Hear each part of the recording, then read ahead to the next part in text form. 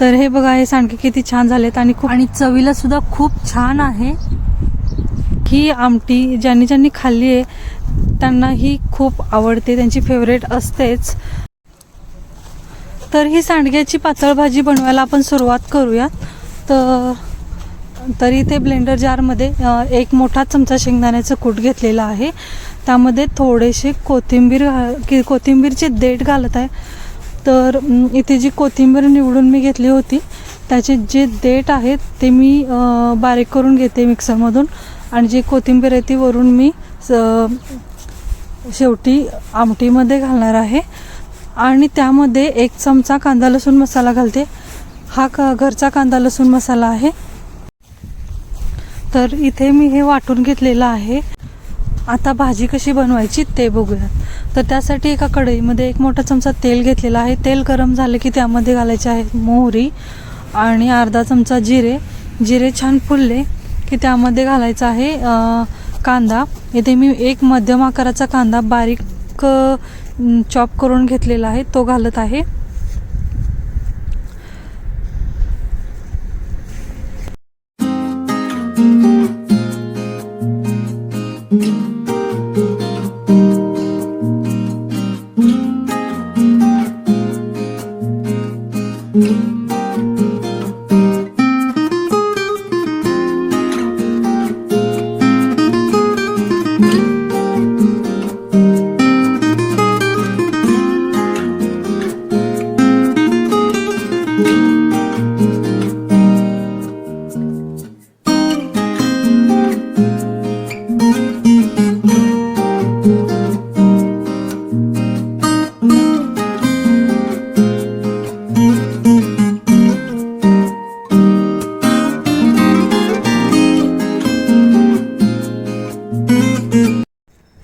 कांदा छान भाजून झाला की त्यामध्ये 1 मध्यम आकाराचा टोमॅटो घालायचा आहे.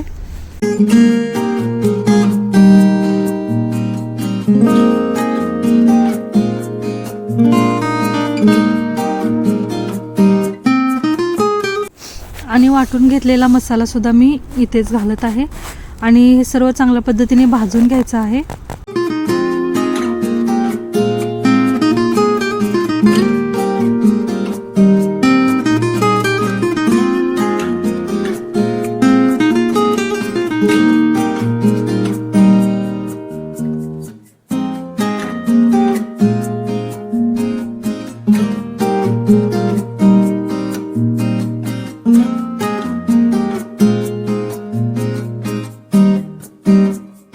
तर हे सर्व चांगल्या पद्धतीने भाजून झालं की यामध्ये घालायचे आहेत सांडगे. तर माझ्याकडे स्टोर करून ठेवलेले सांडगे आहेत ते मी घालत आहे. हे सांडगे मी उन्हाळ्यात बनवून ठेवलेले होते गेल्या वर्षीच्या. हे जवळजवळ वर्षभर चांगले राहतात आणि आता उन्हाळा सुरू झाला आहे तर तुम्ही हे सांडगे बनवून बघू शकता. आणि याची रेसिपीसुद्धा माझ्या चॅनलवरती आहे आणि तुम्हाला इथे आय बटनमध्ये सुद्धा मिळेल.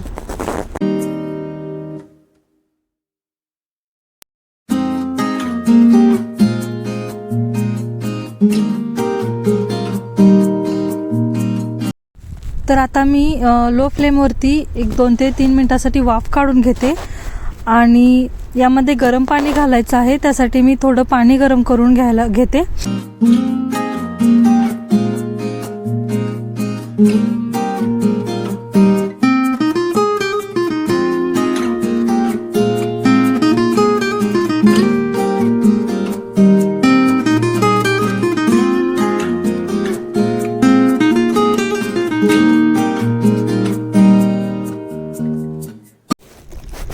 तर हे किती छान दिसत आहे बघा.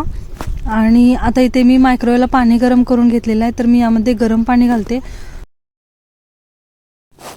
गरम पाणी घातल्याने या भाजीला चांगली चव येते आणि चांगला कट येतो. काही जण त्याला तर्री असे म्हणतात. तर तुम्ही काय म्हणतात ते मला कमेंटमध्ये सांगा.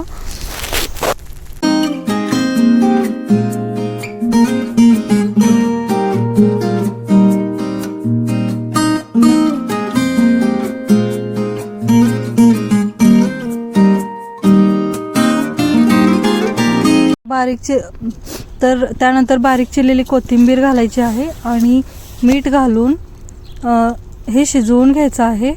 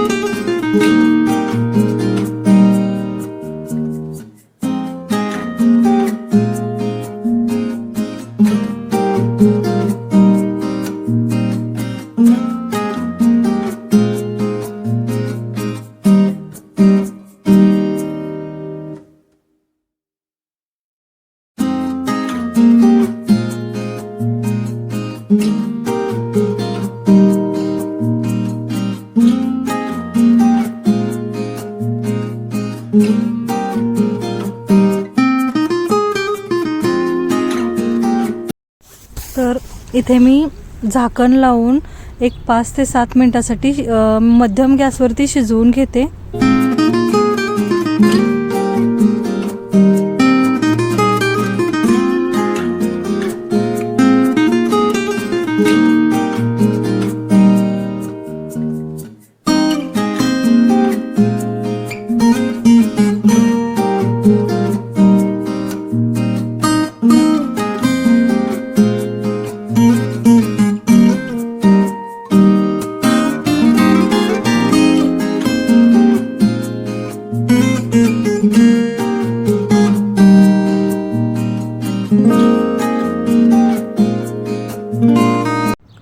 तर 5 मिनिटानंतर चेक करून बघायचं आहे की हे सांडगे शिजले आहेत का, आणि जर शिजले नसतील तर अजून 2 मिनिटासाठी शिजवत ठेवायचे आहेत.